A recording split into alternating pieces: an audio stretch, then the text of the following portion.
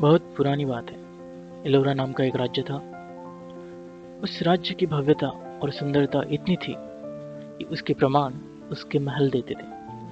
उनके महलों पे बनी हुई सुंदर नक्काशियां, सोने से जड़ा हुआ वर्क इतना बेहतरीन था कि मानो दिल को मंत्रमुग्ध कर देता था। उसी महल में एक सुंदर राजकुमार रहता था, जिसके सुनहरे बाल कुछ अलग ही छाप छोड़ जाते थे।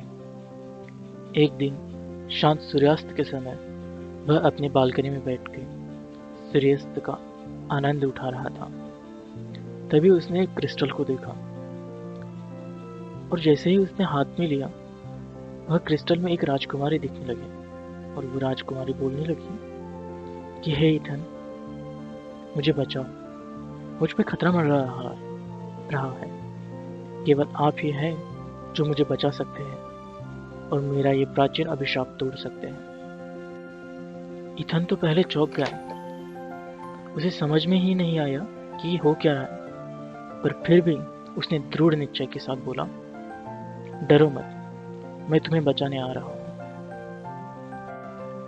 तुम्हारे लिए मैं किसी भी खतरे का सामना करने के लिए तैयार हूँ। और इतना कहते ही इथन अपनी यात्रा पर निकल चला। मंत्रमुग्ध करने वाला विश्वासघाती जंगल, जो आए हुए इंसान को कभी वापस न जाने दे, ऐसी यात्रा के बीच में था। इथन अपने वफादार घोड़ों के साथ इस अज्ञात जंगल में निकल पड़ा। जीवंत पंखों और चंचल मुस्कान वाली एक शरारती प्रेत उसके सामने आई और बोली, हे मानव राजकुमार, आपका भाग्य इंतजार कर रहा है, लेकिन सावधान रहे। आगे आने वाली परीक्षाएं कमजोर दिल वालों के लिए नहीं है। इथन मुस्कुराया और आगे ही चलता गया। बिना किसी चिंता के इथन दूर देखता रहा और आगे आने वाली हर समस्या और चुनौती के लिए वह तैयार था। जब उसने देखा कि रास्ते में एक बड़ी मकड़ियों का जाला है, तो वह तो पहले डर गया, पर उसने उसका सामना किया और आगे ही चलता गया। उसके बाद उसे खतरनाक घाटियां मिली, जो इतनी गहरी थी कि इंसान गिर जाए तो बच न सके। वैसे ही उनको भी पार करते हुए इथन आगे गया। आगे जाते ही इथन का सामना हुआ जंगली दैत्यों से, जो वनों के रक्षक भी थे। वह इतने विशाल और दैत्याकार थे कि उनके सामने इथन का टिकना तो नामुमकिन था। फिर भी इथन ने उनसे डट के सामना किया और उन पे विजय पाके आगे चला गया। ऐसे ही उसने हर मोड़ पे अपनी क्षमता को साबित किया। आगे जाके जैसे ही वह एक चट्टान के सामने पहुंचा, तो उसने देखा कि एक घूमता हुआ पोर्टल उसे इशारा कर रहा है। इथन को तो पता नहीं था ये क्या है, पर उसे लगा कि शायद यहीं पे अपनी राजकुमारी को छुपाया हुआ होगा। वह दृढ़ संकल्प के साथ उस पोर्टल के पास गया।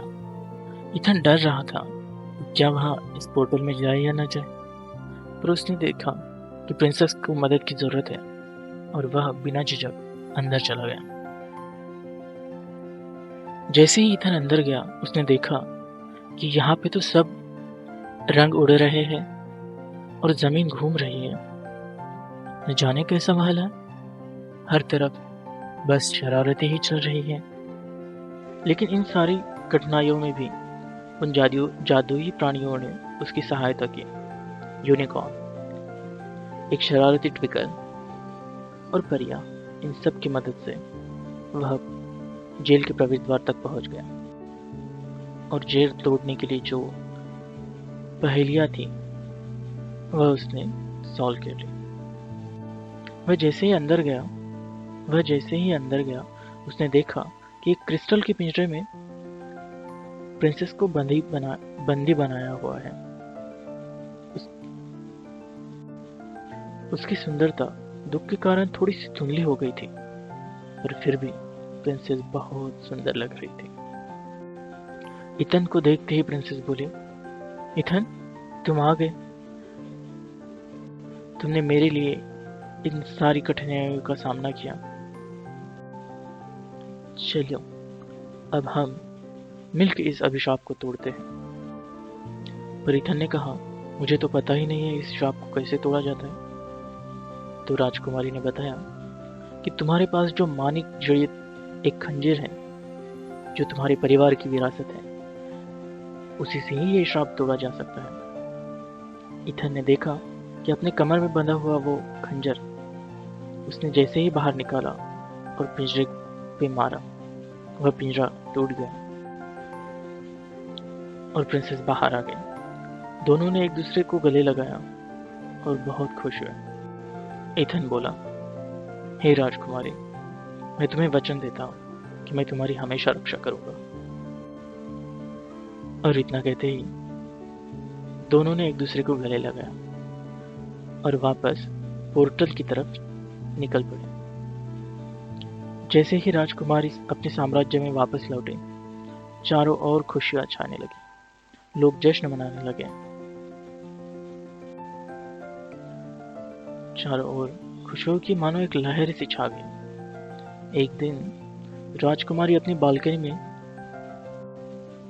खड़े होकर जब साम्राज्य को देख रही थी, तब प्रिंस इथन पीछे से आके उसने बोला, हे राजकुमारी, क्या तुम मुझसे शादी करोगी? राजकुमारी भी इथन से बहुत प्रेम करती थी और उसने भी हामी भर दी और फिर दोनों ने शादी कर ली। And this story being happily ever after. Thank you.